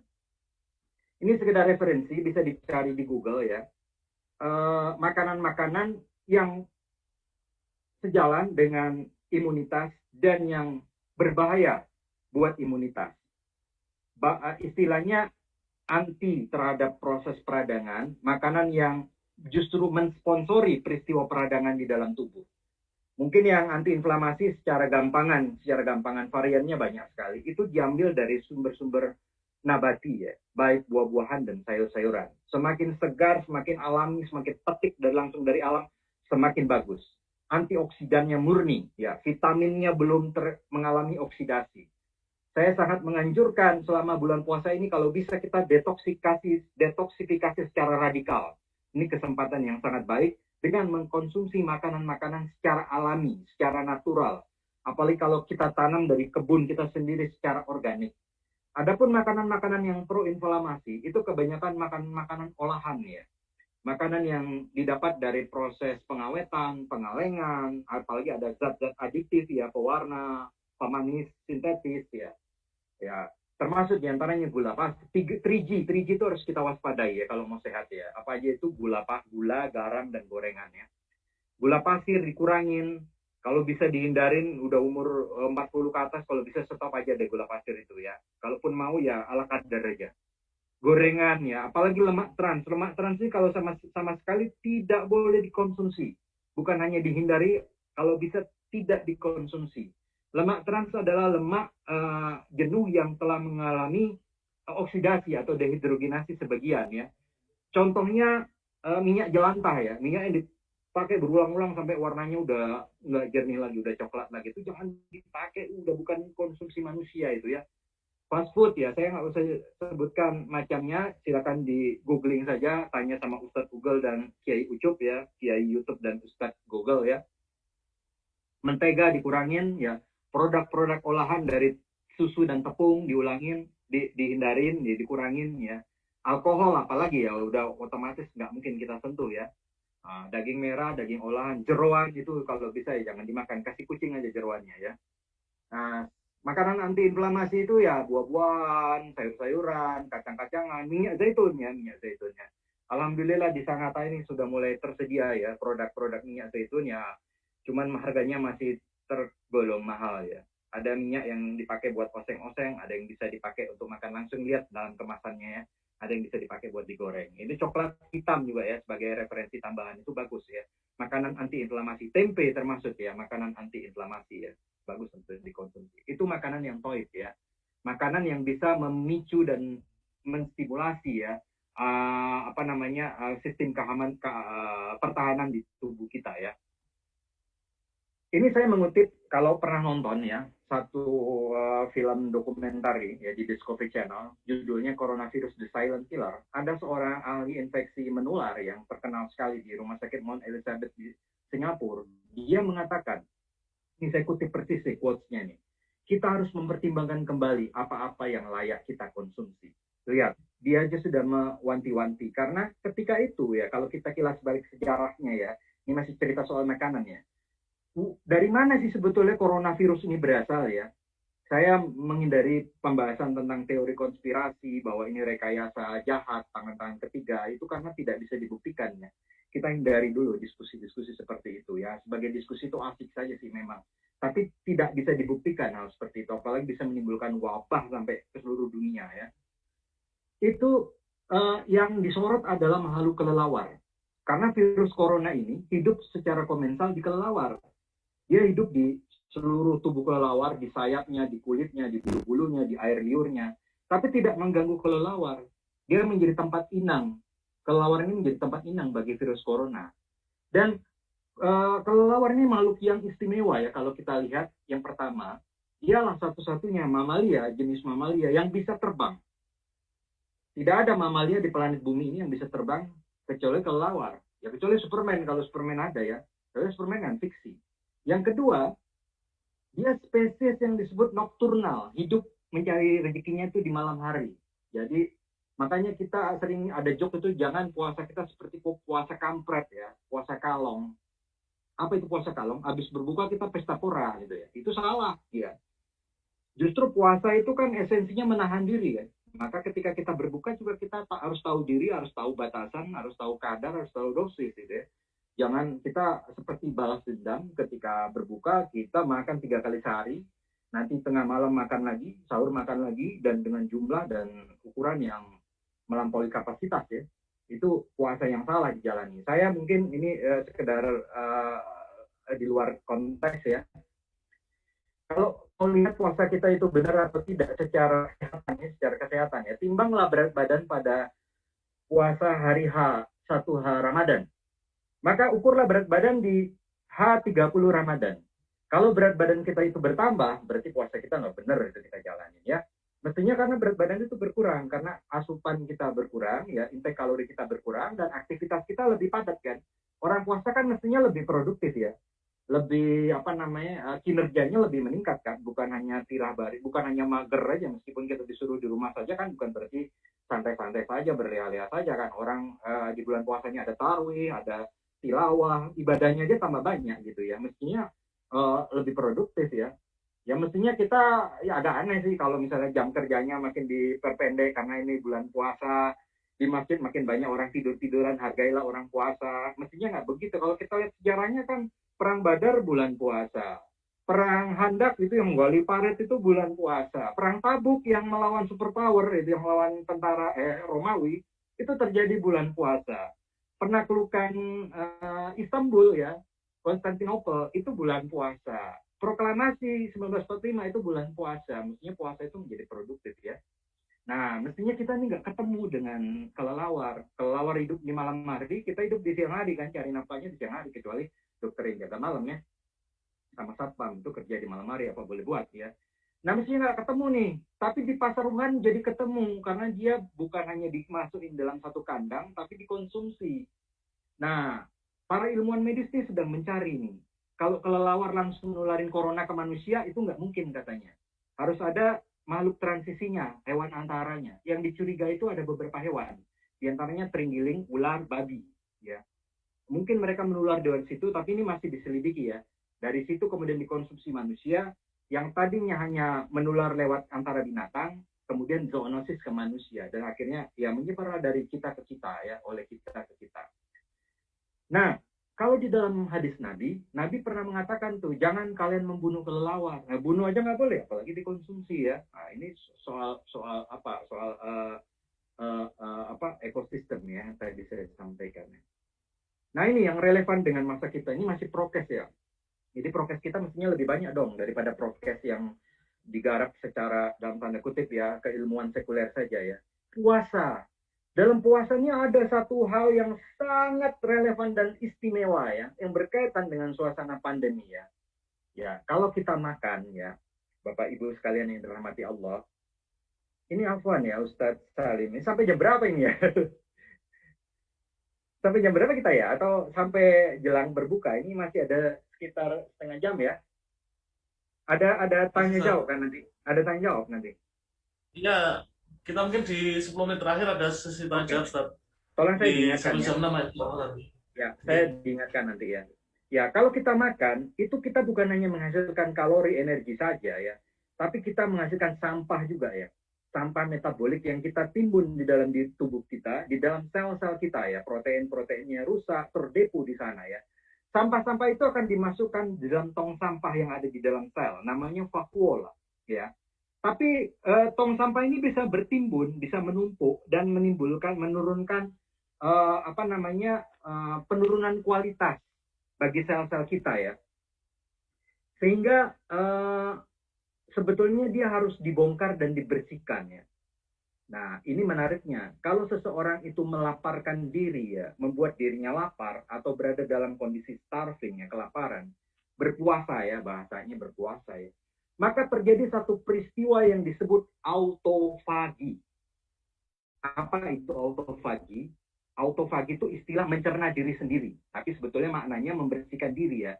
Jadi sampah-sampah yang tertumpuk tadi, ini karena udah nggak ada makanan lagi nih ya, tubuh itu membuat cara yang cerdas, itu mencerna sisa-sisa sampah tadi ya, dibongkar habis, dihancurin, dilisis, dibersihkan ya, sel-sel zombie itu, komponen-komponen yang masih bisa dipakai, itu diambil untuk komponen sel ya, mengaktifkan regenerasi dan memperbaiki sistem imunitas ya. Ini autofagi ini sebetulnya sudah diketahui ilmuwan medis sejak tahun 62 ya. Tapi ketika itu ilmuwan medis belum bisa menjelaskan mekanismenya. Maka pada tahun 2016 ya, seorang ilmuwan dari Jepang, Profesor Yoshinori Ohsumi ya, itu beliau sampai mendapat hadiah Nobel di dunia kedokteran karena menemukan mekanisme autofagi ini. Dan kapan autofagi ini terjadi? Ketika seseorang melaparkan dirinya atau melakukan ibadah, melakukan puasa ya. Ketika orang melakukan puasa, saklar autofagi seketika nyala. Menurut Profesor Yoshinori Ohsumi, ya, itu satu detiknya tubuh manusia itu membentuk 3 juta sel darah merah. 3 juta sel darah merah itu dibuat satu detiknya, bayangkan itu. Betapa ribut dan dinamisnya tubuh kita ini. Itu bukan hanya sel darah merah saja sebetulnya. Semuanya itu seperti itu ya. Maka bayangkan kalau disintesis 3 juta satu detik, itu harus dihancurkan juga supaya terjadi keseimbangan. Mekanisme pembentukan dan penghancuran harus berjalan secara seimbang. Kalau nggak terjadi akumulasi di dalam diri kita, akan terjadi sampah-sampah metabolisme yang tertimbun yang akan menurunkan kualitas sel dan menurunkan kesehatan kita juga pada akhirnya. Itulah yang menimbulkan berbagai penyakit-penyakit aneh di dunia modern ya. Makanya kenapa puasa sekarang diteliti sangat baik untuk menghindari Alzheimer ya. Alzheimer itu penyakit kepikunan yang terjadi pada orang tua. Itu karena ternyata deposit protein yang ada di sel-sel otak itu dibersihkan dengan mekanisme autofagi itu. Ini ilustrasi dari autofagi itu tadi ya. Dan ada penelitian di Universitas Carolina Selatan di Alabama ya, kalau nggak salah ya, Amerika. Puasa selama 3 hari atau 72 jam. Kalau di dunia kesehatan itu kan dikenal ya intermittent fasting ya. Itu bisa memperbaharui sistem imunitas. Ini lagi-lagi berkaitan dengan imunitas. Nah, kenapa puasa tidak kita jadikan? Ini saya sambil ngomong ya. Kita nonton filmnya Yosuri Osumi ini, saya ngomong. Ini suaranya kedengeran double jadi ya. Nah, pokoknya intinya Yosuri Osumi ini menemukan satu mekanisme yang disebut autofagi ini yang bermanfaat buat kesehatan ya.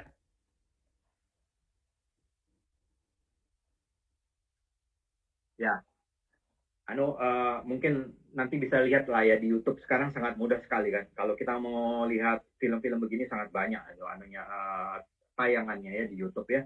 Ketik aja autofagi, ketik aja Yosuri Osumi, itu banyak sekali keluar film-film tentang autofagi dan ulasan-ulasan autofagi oleh dokter-dokter dan ilmuwan-ilmuwan medis di seluruh dunia ya. Ini manfaat autofagi, bayangkan ini ya, manfaatnya banyak sekali ya. Dia mencerna sel-sel mati, kemudian dia menurunkan penyakit-penyakit neurodegeneratif yang tadi yang Alzheimer ya, penyakit kepikunan. Dia mencegah kemungkinan terjadinya penyakit DM tipe 2 ya, diabetes tipe 2. Dia mengurangi fatty liver ya, timbunan lemak pada liver. Dia menurunkan, menangani penyakit infeksi karena imunitasnya membaik ya. Dia menurunkan, memperlambat peristiwa penuaan. Jadi orang yang puasa itu juga relatif akan lebih awet muda ya. Dan dia menurunkan kemungkinan dari penyakit-penyakit jantung ya, dan meningkatkan atau memperbarui sistem imunitas sampai mencegah kanker ya. Timbunan-timbunan sel mati itu bisa menyebabkan peristiwa kanker ya. Karena nanti sisa-sisa yang bermanfaat tadi itu diolah lagi menjadi asam amino dan free fatty acid yang bisa dipakai buat energi bagi tubuh ya. Ya luar biasa ya. Nah, Prof. Osinori Osumi ini punya quote seperti ini. Ini saya kutip quote-nya langsung ya. Ini banyak juga di Google. Kalau di Google ketemu nih ya. Hidup adalah keseimbangan yang status keseimbangan antara pembentukan dan penghancuran protein. Jadi harus ada keseimbangan. Lihat nih Allah Subhanahu wa taala mengatakan, yang telah menciptakan kamu lalu menyempurnakan kejadianmu dan menjadikan tubuhmu dalam keadaan seimbang. Kata seimbang ini adalah keyword, kata kunci di dunia kesehatan. Kesehatan kita dibangun oleh sistem homeostatis. Keseimbangan antara pembentukan dan penghancuran, keseimbangan antara promosi dan mutasi, keseimbangan antara kelahiran dan kematian. Setiap saat ada kematian sel dan setiap saat ada kelahiran sel. Nah, penelitian yang lama, kalau dikumpulin puasa ini ya sesuai dengan hadis Nabi ya, sumutasihu, berpuasalah supaya kamu sehat ya. Puasa juga mengaktifkan gen yang disebut sirtuin 1 dan sirtuin 3 yang ada di organela mitokondria. Organela mitokondria ini tempat pernapasan sel ya. Yang kalau ini terpacu dia menekan proses peradangan dan juga memperbaharui meregenerasi sistem imunitas kita ya. Orang-orang yang umurnya panjang sirtuinnya tinggi. Nah, padahal kita punya paket puasa ini, banyak sekali paketnya. Ada paket tahunan, puasa Ramadan, itu pasti kita jalanin. Ada paket bulanan, ya, 13, 14, 15. Minimal ini sesuai dengan penelitian di South Carolina tadi ya, yang 72 jam ya. Ada paket mingguan, Senin Kamis. Ada yang paling top char ini paket harian, puasa Daud. Nah, coba kita ambil nih sebagai salah satu protokol kesehatan, sebagai sebagian gaya hidup. Saya karena menyadari bahwa saya lemah dan saya menghadapi satu lingkungan yang sangat infeksius ya, baik di kamar operasi, apalagi di ICU COVID ya, udah otomatis saya terpapar dengan COVID. Saya mencoba salah satu ikhtiar, bismillah saya mengajak jamaah di sini dan mengajak komitmen diri saya sendiri, mengingatkan kembali untuk kita mengambil salah satu paket ini, di samping puasa Ramadan tentunya. Itu nggak usah disuruh ya, pasti wajib dijalanin ya. Minimal kita puasa ayyumal bid, atau kita tradisikan Senin Kamis ya, untuk menjaga sistem imunitas kita. Ini adalah tune up mesin metabolisme, refresh regenerasi sistem imunitas kita ya. Ada paketnya dalam ibadah kita. Kenapa tidak kita jalanin ya? Udah berpahala, berdampak, jelas bermanfaat buat kesehatan lagi. Nah sekarang Profiat, mudah-mudahan waktunya cukup ini ya. Tapi, jadi di dalam Islam tuh begini ya, istilah sehat itu bukan kata yang tunggal ya, tidak berdiri sendiri. Selalu ada sehat dan afiat ya. Jadi ada dua istilah di sini, ada sehat dan afiat. Bahkan doanya paling sering tuh wa'afiat fi jasadi, berilah keafiatan. Duduk di antara dua sujud kan kita juga minta keafiatan ya. Kesehatan yang spektrumnya lebih kompleks dan lebih paripurna ya. Nah, pertama sholat afiat ini. Sholat itu kalau dalam bahasa saya ya, itu adalah satu bentuk ibadah yang mengaktifkan olah rasa, olah rasio, sekaligus bernilai olahraga. Karena sholat itu ada kaifiyah gerakan fisiknya, ada berdiri, ruku, sujud. Yang itu kalau kita lakukan dengan sholat-sholat nafilah dalam sehari itu bisa sampai 200 rakaat loh. Satu rakaat kata dokter ahli endokrinologi di Indianapolis itu, saya lupa namanya. Aduh, maaf nih saya lupa namanya. Tapi dia endokrinologis sudah almarhum ya. Said Attar. Dokter Said Attar. Itu satu rakaat itu bisa membakar 10 kalori. Lumayan. Kalau kita menjalani tarawih versi NU, itu 200 kalori kita dapat. Kalau kita jalani tarawih versi Muhammadiyah, lumayan. Udah 100 kalori yang kita bisa bakar ya. Jadi Muhammadiyah suka diskon, NU suka bonus. Sama-sama bagus ya. Silakan pilih saja. Nah, tentunya ini ada satu penelitian ya, ada satu buku ya yang berangkat dari penelitian disertasi ya, yang meneliti bahwa ketika orang melanggengkan tradisi sholat tahajud, ternyata itu juga baik untuk sistem imunitas ya. Ternyata ada peningkatan pada imunoglobulin M, G, A, dan limfosit. Ini pasukan-pasukan kekebalan yang ada di dalam tubuh kita. Ini Dr. Muhammad Soleh ini meneliti anak-anak pesantren yang melakukan sholat tahajud ya, diikutin, dan penelitian ini disebutkan sudah mengalami mendapatkan sertifikasi WHO ya. Bukunya juga ada, bukunya bestseller, tapi ini buku lama, nggak tahu masih ada apa enggak ya. Ini sebagai tambahan aja karena tidak disebutkan secara tekstual ya. Tapi kita bisa meneladani ya, misalnya cara Nabi Rasulullah Muhammad SAW itu berjalan, itu kan Nabi berjalan dengan cepat sekali seperti orang menuruni lereng bukit gitu kan, kalau dalam hadis seperti itu kan. Jalan cepat seperti itu bernilai aerobik. Jadi mulai sekarang ikutin jalan Nabi, jangan jalan lenggok seperti apa ya, seperti mantenan ya. Tapi contohlah sunnah Nabi dengan jalan cepat ya, exercise ya, hidup aktif. Meskipun ada anjuran work from home, di rumah saja, stay at home, tapi kan bukan berarti kita harus mager kan. Bukan berarti kita harus jadi komunitas santai kan. Kita harus tetap aktif, hidup aktif ya. Tetap harus ada olahraga. Olahraga yang dipilih adalah olahraga yang berintensitas rendah, dilakukan secara kontinu. Cukup jalan cepat 30 menit sehari sudah cukup. Ya, sholat itu juga kalau dianggap bernilai, bukan olahraga sholat ya, bernilai olahraga. Dia olahraga yang berintensitas rendah, karena tidak ada gerakan-gerakan yang sifatnya melawan kodrat ya, tidak ada yang secara fisik membebani sekali, itu nggak ada ya. Kemudian kualitas tidur kita itu juga berpengaruh terhadap imunitas kita ya, tidurnya harus dalam dan cukup ya. Masalah jam itu relatif ya. Kemudian aksi sosial ya, silaturahmi kayak begini, saya bolak-balik nih, alhamdulillah nih. Pak PT Pama tuh selalu mengundang saya untuk bersilaturahmi. Saya sangat bersyukur dan berterima kasih nih kepada manajemen PT Pama dan khususnya Ustadz Aris ya, yang nggak pernah lupa sama saya. Setiap Ramadan selalu diajak untuk urun rebuk bersama bersilaturahmi. Meskipun secara daring seperti ini, itu terbukti ada penelitian di di Universitas Harvard, orang yang bersilaturahmi itu umurnya lebih panjang, seperti hadis Nabi juga, dan imunitas tubuhnya lebih baik ya. Kemudian sedekah juga, itu sehat secara sosial. Jadi konsep Islam itu sehat tuh luas ya, sehat secara fisik, sehat secara psikis, sehat secara kejiwaan, sehat secara sosial, sehat secara spiritual, spektrumnya lengkap ya. Jadi kita kontribusikan kemanfaatan yang kita miliki, kita sumbangkan tenaga, kalau bisa cuma sebatas tenaga, pikiran, ya, finansial, ya, sedekah ya. Refleksi spiritual wabah, masih proafiat ya. Sekarang kalau wabah ini kita pahami, ini sebetulnya wabahnya apa sih ya? Ujian kah, peringatan kah, hukuman kah ya? Semuanya itu bagi orang beriman bisa kita sikapi dengan secara baik ya. Yang terpenting sebetulnya bukan event peristiwanya, tapi bagaimana respon, cara kita menyikapi peristiwa itu ya. Itu yang membedakan peristiwa itu menjadi positif atau tidak ya.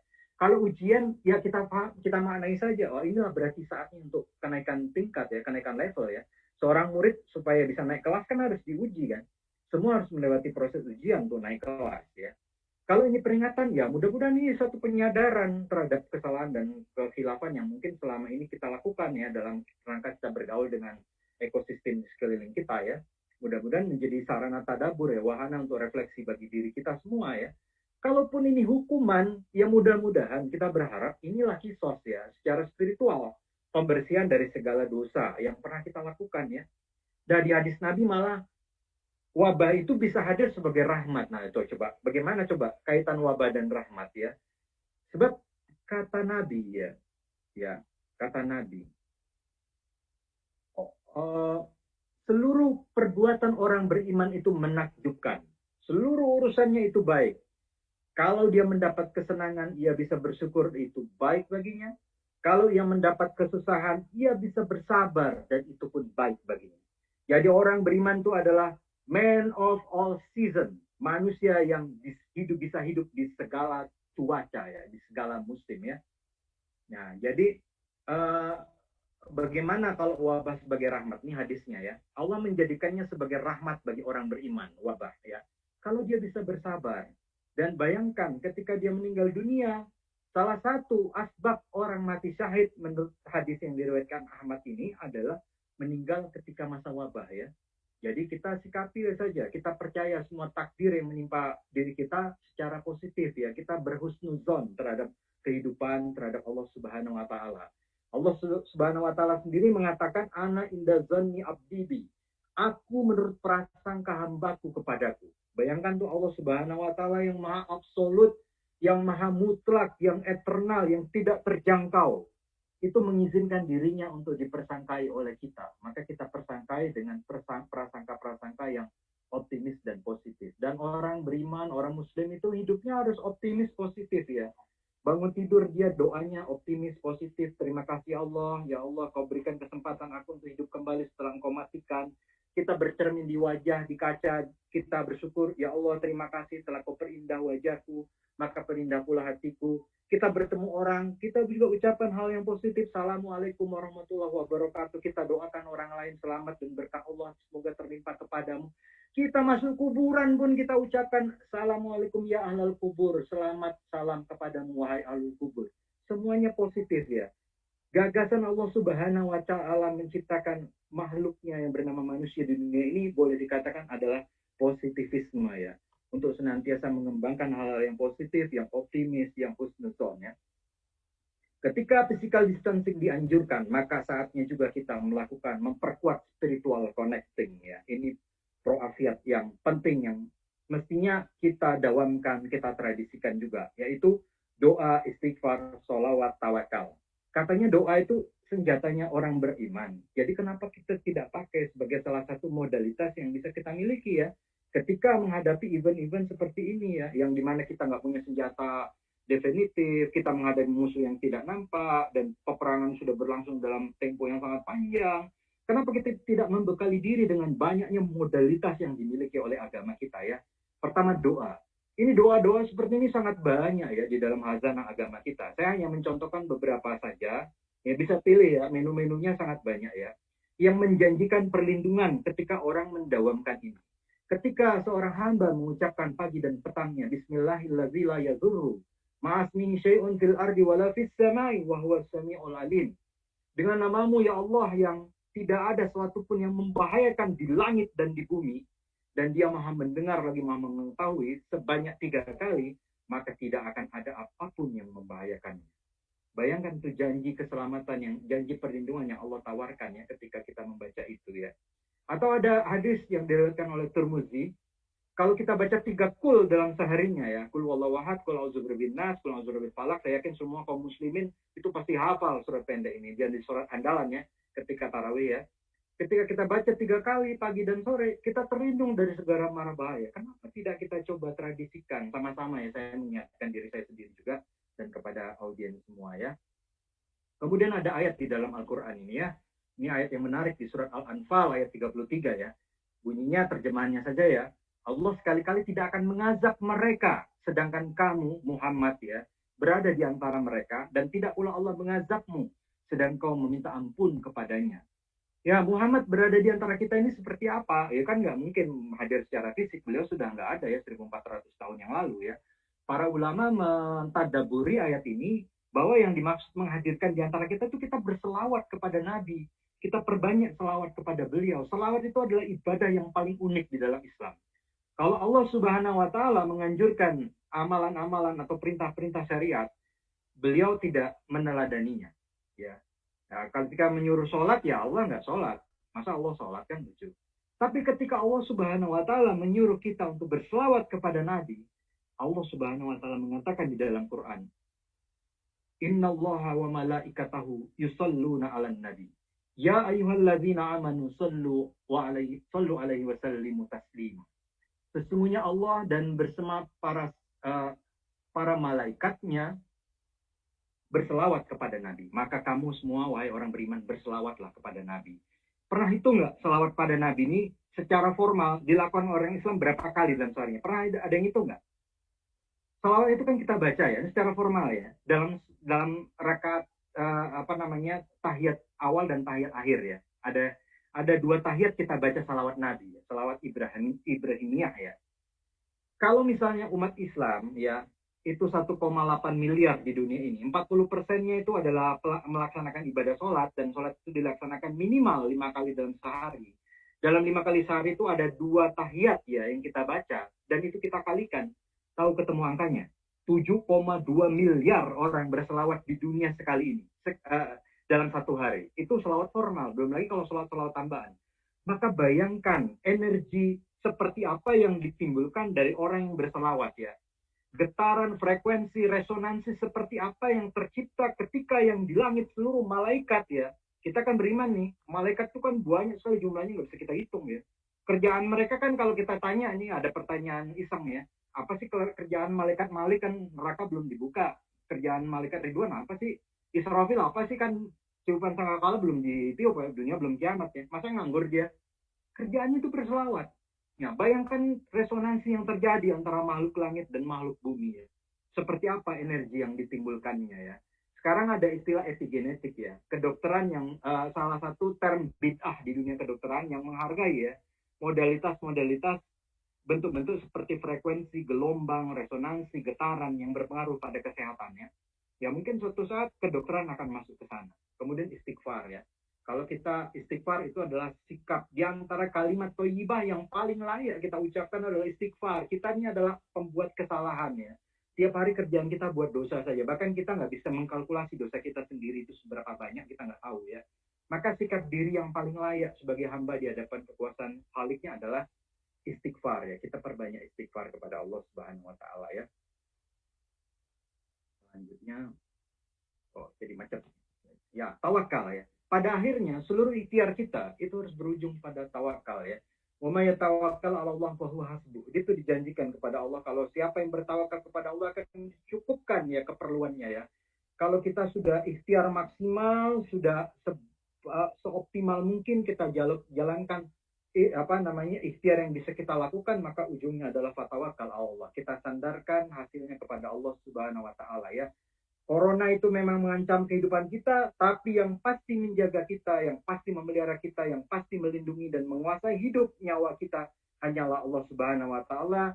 Dialah Al-Hafiz yang Maha menjaga, dialah Al-Muqit yang Maha memelihara, dialah Al-Wali yang Maha melindungi, dialah Al-Malik yang Maha menguasai, dia adalah Al-Aziz yang berkuasa terhadap kehidupan kita.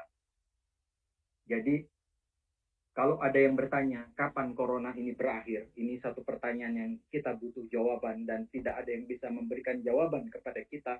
Kita lihat sejarah dari keluarga virus influenza dan keluarga sepupu corona yang pernah datang ke dunia ini. Jadi novel coronavirus ini bukan corona pertama yang hadir menjadikan wabah di dunia ya. Sudah ada dulu sepupu-sepupunya ya. Ada 7 virus corona ya yang mengganggu umat manusia ya. Ini yang terakhir ya. Kita lihat jejak rekam mereka ya, kerabat-kerabat corona ini. Lihat tuh perjalanan mereka tuh bertahun-tahun. Tidak ada yang berjalan sebulan. Bahkan ada yang berjalan sampai 22 tahun ya. Nah, kita berharap lah, mudah-mudahan Ramadan kali ini dengan prokes dan proafiat yang kita jalanin, kita bisa menciptakan status herd immunity ya, dengan ikhtiar kita itu, dan Allah memperkenankan usaha upaya kita, mengijabah permohonan kita, dengan partisipasi, kedisiplinan, kesadaran, kebersamaan, konsistensi dalam mematuhi tata laksana yang sudah kita sepakati 3M tadi ya, dan ditambah ini prokes dan proafiat ya dari setiap kita tanpa kecuali, dan atas perkenan Allah, sekali lagi atas perkenan Allah, atas izin Allah, atas kehendak Allah, mudah-mudahan coronavirus disease, pandemi ini bisa berlalu dalam kehidupan kita dan kita bisa kembali menjalani hidup kita dengan seperti biasanya ya. Kalau ada benarnya itu datang dari Allah Subhanahu wa taala, kalau ada salahnya saya yang salah. Billahi taufiq wal hidayah. Assalamualaikum warahmatullahi wabarakatuh. Waalaikumsalam warahmatullahi wabarakatuh. Alhamdulillah. Syukron Dokter Ade yang telah menyempatkan waktunya, dan ternyata terima kasih dokter, banyak membuka wawasan-wawasan kita ya. Banyak hal-hal baru yang kita sebelumnya nggak tahu, ternyata banyak sekali mikroorganisme di tubuh kita ya, yang tidak boleh kita gunakan closing hand sanitizer ya. Oke, Dok, karena sudah menuju ujung dari pertemuan kita kali ini, kami minta untuk nasihat dari dokter bagaimana kita untuk menyikapi pandemi saat ini, dan sekalian doanya Dok, supaya kita tetap istiqomah untuk tetap menjaga kesehatan kita dalam pandemi saat ini Dok. Monggo Dok, untuk nasihat buat kami yang di sini dan jamaah sekalian yang di Facebook maupun di Zoom maupun di Radio Bana FM. Ya kalau doa nanti Ustaz Nur Salim lah. Saya tuh nggak pernah ya baca doa. Karena saya bukan Ustaz kan aslinya kan. Nanti Ustaz yang berdoa ya. Kalau nasihat saya rasa semua bagian dari prokes dan proafiat tadi itu mudah-mudahan bisa menjadi input ya, masukan dan pengayaan dari upaya-upaya ikhtiar dan modalitas yang bisa kita lakukan dalam menghadapi pandemi ini. Dan sekali lagi ini karena sudah berlangsung sangat panjang, saya mungkin review saja ya nasihat itu ya. kalau disebut nasihat ya, nasihat buat kita semua termasuk buat diri saya sendiri ya. Jangan kita sepelekan dan jangan kita abai ya. Ini adalah momen pertemuan pada sore hari ini katakanlah sebagai refresh kembali ya, untuk mengingat kembali itu loh, ternyata dalam konteks kasus per individu pun ya, orang yang terkena COVID kemudian sembuh dan disebut sebagai penyintas COVID, dia bisa mengalami apa yang disebut reinfeksi ya, terinfeksi kembali. Itu bisa, bukan berarti dia mengalami kekebalan permanen. Banyak kasus reinfeksi itu ya. Kemudian juga ada kasus-kasus yang disebut long COVID ya. Begitu dia dinyatakan negatif ya, tapi gejala-gejala sisa yang menimpa dirinya itu masih ada ya, seperti kesulitan bernafas, keterbatasan untuk aktivitas, gerak ya, lemes ya dan sebagainya. Itu masih mungkin terjadi ya. Long COVID itu bahkan bisa terjadi berbulan-bulan. Dan ini yang fenomena mutakhir yang kita sama-sama saksikan, yang mudah-mudahan Allah jauhkan menimpa negeri kita, adalah fenomena second wave ya, gelombang kedua ya. Jadi kelihatan udah mulai landai grafiknya itu, tiba-tiba muncul lagi.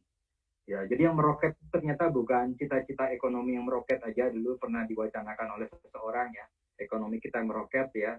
Ternyata tuh grafik pandemi itu juga bisa naik lagi, meroket ya, apabila kita mulai abai, mulai cuek, mulai menganggap remeh semua peristiwa ini. Mudah-mudahan apa yang sudah berlangsung selama ini bisa menjadi bahan pembelajaran buat kita bersama ya. Mereka-mereka yang gugur, kita doakan semoga Allah menerima kedudukan mereka kembali dalam husnul khotimah, dan mudah-mudahan mereka dimasukkan dalam status syahid ya. Kita tetap disiplin dengan 3M ya. 3M itu jangan abai ya, kemanapun kita pergi pakai masker ya, jaga jarak, dan selalu cuci tangan. Ingat, itu bukan hanya anjuran pemerintah loh, tapi ternyata kalau kita gali, itu ada akar-akar nilainya dari hazanah referensi dalam ajaran agama kita ya. Jadi sekali lagi, kalau kita menjalankan protokol kesehatan itu juga berarti kita menjalankan perintah-perintah dalam agama kita sesungguhnya kan, substansinya kan. Dan setiap kita melakukan di masa COVID ini, istimewanya gini ya, setiap kita melakukan aktivitas yang sifatnya protokol kesehatan, itu bukan melindungi diri kita saja, tapi kita melindungi orang lain. Misalnya kita memakai masker ya, itu kita bukan hanya dengan niat semoga kita tidak tertular dari orang lain. Itu kalau kita terlalu percaya diri, terlalu overconfident bahwa kita itu bersih, tidak terkonfirmasi atau tidak hadir sebagai orang tanpa gejala ya, kita merasa yakin bahwa kita ini sehat ya. Sehingga kita menganggap orang lain di luar sana tuh mengancam gitu ya. Tapi sebenarnya kalau kita berendah hati, kita mempunyai prasangka ya, khawatiran dalam diri kita, jangan-jangan kita sudah OTG juga ini, kita menghindari menularkan kepada orang lain ya. Jadi sikapnya itu selalu dua hal itu. Kalau orang vaksinasi juga begitu, itu bukan hanya melindungi kita saja, tapi dengan kita bervaksinasi, maka kita sudah menciptakan satu yang disebut dalam dunia epidemiologi itu herd immunity, imunitas kawanan ya. Sehingga ketika kita terkena nauzubillah min dzalik ya, andaikan kita harus terkena COVID ya, secara teoritis maka corona itu tidak akan lebih berat ya kita alami ya, karena tubuh kita sudah memiliki antibodi, sudah mengenal ini ya, karena udah dikenalin itu waktu vaksin itu masuk dalam tubuh kita sudah diperkenalkan dan antibodi sudah mulai dibentuk di dalam tubuh kita, sehingga bukan hal baru lagi, pasukan-pasukan di dalam tubuh kita lebih efisien, lebih efektif dalam memberangus corona itu. Begitu teorinya ya. Ya mungkin saran saya terakhir, kalau ada kesempatan vaksin jangan ditolak, ikuti saja. Vaksin itu insya Allah baik dan aman, terutama vaksin yang sudah keluar rekomendasinya dari Badan POM ya. Badan POM lah yang punya otoritas mengatakan bahwa satu jenis vaksin itu efektif dan aman ya. Nah, mungkin begitu saja Ustadz Salim ya, doanya dari Ustadz saja lah. Atau ada Ustadz Aris nih sembunyi-sembunyi. Alhamdulillah, terima kasih Subhan Dr. Ade. Jamaah sekalian, kita sudah di penghujung acara. Terima kasih banyak kepada Dr. Ade sudah memberikan materinya yang cukup sangat baik sekali dan membuka wawasan kita, Dok. Yang kita tadi cuma tahu politiknya aja, sekarang sudah tahu dalamnya seperti apa, dan ternyata ada tuntutannya juga dari agama kita bahwa prokes dan wa'afiat ini juga penting juga untuk terapkan. Sebelum kita mengakhiri acara ini, mari kita berdoa semoga kita selalu dijaga kesehatannya Allah Subhanahu wa taala dan bisa melewati pandemi dengan baik dan puasa kita bernilai ibadah. A'udzubillahi minasyaitonir rajim. Bismillahirrahmanirrahim. Alhamdulillahirabbil alamin. Hamdan syakirin hamdan na'imin hamdan kafi mazidah. Ya Rabbana lakal hamdu kama yanbaghi li jalali wajhika sultanik. Allahumma shalli wa sallim wa barik ala sayyidina Muhammadin wa ala ali Muhammad. Allahumma inna nas'aluka salamatan fid din wa afiyatan fil jasad wa syihadatan fil ilmi wa barakatan fil rizqi wa tawbatan qabla al-maut wa rahmatan inda al-maut wa maghfiratan ba'da al-maut. Allahumma hadin alaina fi syakaratil maut wa najata minan nar wa rafa inda al-hisab. Rabbana hab lana min azwajina wa dhurriyyatina qurrata a'yun waj'alna lil muttaqina imama. Rabbi ighfirli wa li walidayya warhamhum kama rabbayana shaghira. Rabbana atina fid dunya hasanah wa fil akhirati hasanah wa qina adzabannar. Subhana rabbika rabbil izzati amma yasifun wa salamun alhamdulillahi rabbil alamin.